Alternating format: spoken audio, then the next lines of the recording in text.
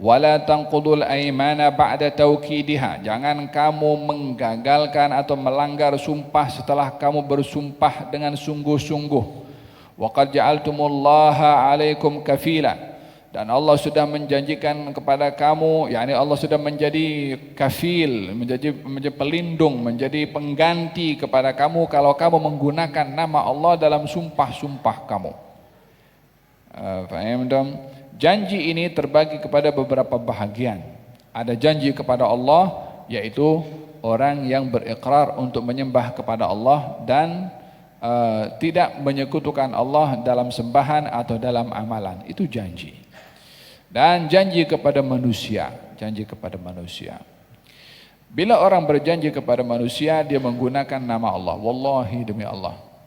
Maka dalam hal ini dia gunakan nama Allah sebagai wasilah untuk meyakinkan orang yang kita janjikan itu. Hendaklah memerhatikan siapa yang kita jadikan jaminan ke atas apa yang kita janjikan pada orang. Kalau baginda Rasulullah SAW ada bercerita, dahulu ada orang datang jumpa dengan kawannya. Katanya, saya datang kepada kamu ini ingin berhutang. Saya perlu duit. Kata temannya itu, datangkan kepada saya saksi untuk tulis perjanjian, ya kan? Idza tadayantum bidainin ila ajal musamman faktubu. Nah, kalau ada hutang piutang, catat. Datangkan saksi supaya janji transaksi hutang piutang ini ada saksinya. Lelaki itu tak kenal siapa-siapa, siapa dia datang daripada luar. Katanya, Allahu syahid, saya jadikan Allah sebagai saksi.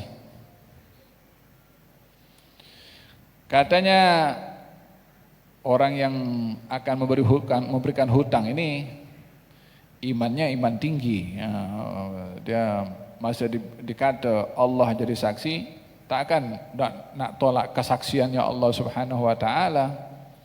Yalah, kalau zaman kita sekarang kan baca, kalau semua orang jadikan Allah jadi saksi macam tu, banyak dah. Kalau Allahu syahid, Allah jadi saksi. Kalau begitu datangkan kepada aku garantor yang penjamin, supaya apa-apa berlaku kepada kamu, ya penjamin itu yang saya akan kejar. Hadli kafilan, bagi kepada saya garantor, orang menjamin kamu dalam transaksi hutang piutang ini. Kalau Allahu kafili, Allah yang kafilnya saya, Allah penjamin saya, saksinya Allah, penjaminnya Allah. Coba kita pergi bank macam tu. Tahu apa yang berlaku? Subhanallah, zaman ini kan diberikan sejumlah uang sesuai dengan orang yang berhutang tuh. La saksi manusia, wala garantor manusia. Saksinya Allah, penjaminnya pun juga Allah Subhanahu wa taala.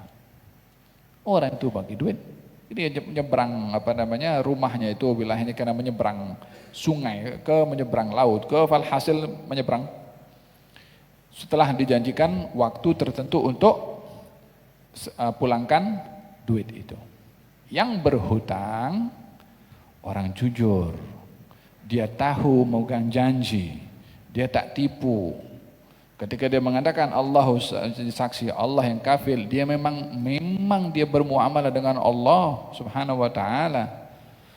Maka ketika tiba waktu untuk bayar hutang, dia datang bawa duit, pergi ke tepi sungai untuk cari perahu yang membawa orang untuk pergi ke daerah orang yang dia berhutang kepadanya. Subhanallah, hari itu tak ada perahu yang boleh membawa penumpang menyeberang.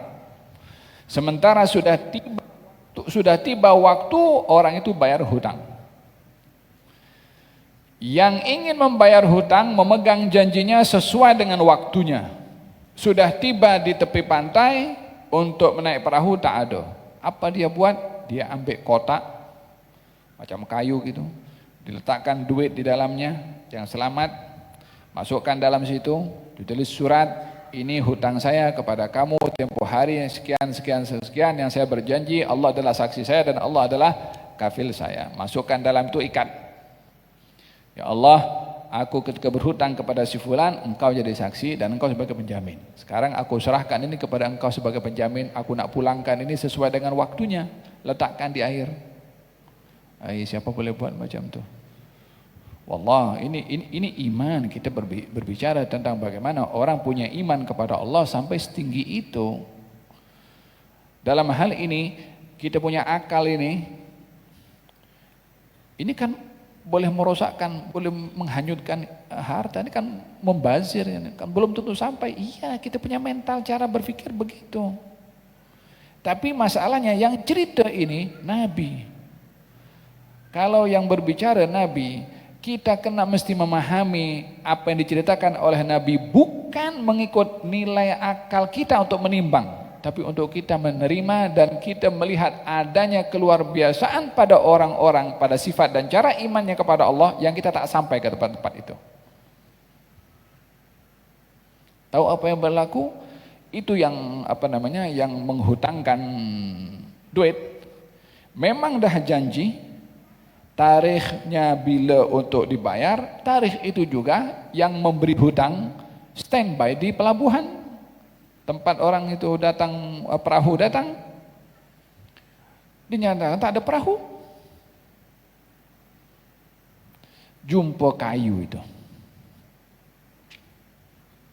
digerakkan oleh Allah Subhanahu Wa Taala untuk ambil itu kayu, dibelah itu kayu.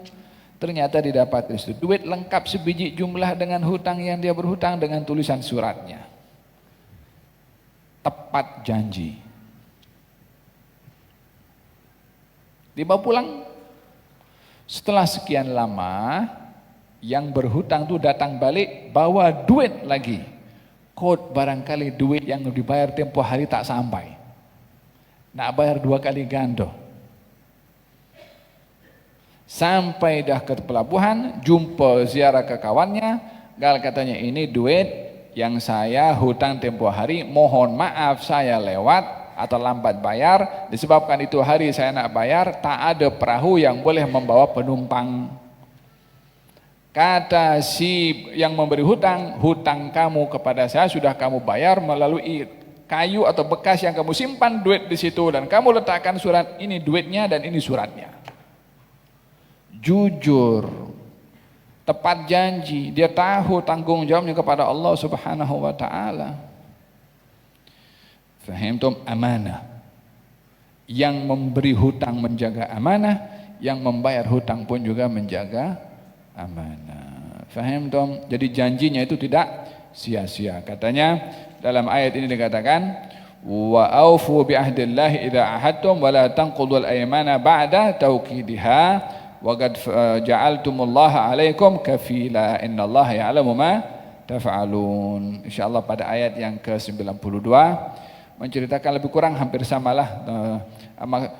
Janganlah kamu menjadi seperti orang yang seorang perempuan. Dahulu ada seorang perempuan yang menyusun benang supaya rapi, menjadi kain atau menjadi apa itu namanya, ya Allah, kita pun masih kecil pun juga ada guna benang yang disusun warna-warni untuk jadi apa namanya, jadi kain. Hanyaman. Walhasil, seorang perempuan dengan susahnya menyusun benang untuk rapi dibuat seperti kain. Bila sudah rapi, dikoyak lagi satu-satu. Perumpamaan ini diberikan oleh Allah kepada orang yang dia berjanji, yang janji itu susah, dengan mudahnya dia pun langgar kepada janji tersebut. Katanya, kamu jangan jadi seperti perempuan itu yang susah payah menyusun benang rapi, pada akhirnya ia dileraikan lagi dengan mudahnya karena tidak menjaga sumpah atau janji yang diungkapkan kepada orang lain. Insyaallah pada pertemuan yang akan datang kita akan bahaskan ayat yang ke-92. Nak laju-laju akhirnya tak sampai juga message-nya nanti ya, sebab masalah sumpah ini ada kaitan dengan kehidupan kita keseharian. Dalam janji pun juga ayatul munafik thalath, tanda orang munafik ada 3. Idza haddatsa kadzaba wa idza wa'ada akhlafa wa idza tumina khana. Tanda orang munafik itu ada 3. Kalau bercakap dusta, kalau berjanji tipu, kalau diberi amanah dia khianah. Itu tanda orang munafik. Dengan demikian orang beriman tidak berdusta, orang beriman tidak menipu janjinya, dan orang beriman tidak berkhianah ke atas amanah yang diberi. Semoga Allah Subhanahu wa taala menganugerahkan kepada kita kesempurnaan iman, berbicara jujur, berjanji ditepati, dan juga diberi amanah dia melaksanakan amanah tersebut. Amin Allahumma amin.